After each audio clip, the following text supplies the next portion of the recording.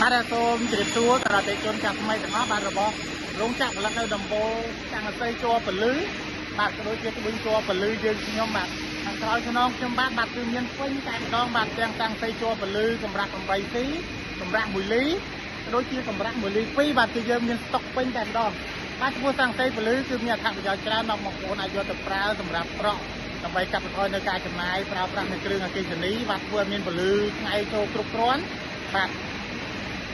ទាំងភាពស្រស់ស្អាតបាទចឹងបងប្អូនដែលមានតម្រូវការបាទអាចធ្វើការចំណាំបានចឹងជារោងចក្រតែម្ដងបាទចំពោះតាំងតែជួរពលឺយើងបាទគឺមាន3កម្រាស់បាទគឺមានកម្រាស់ 8C 1 លី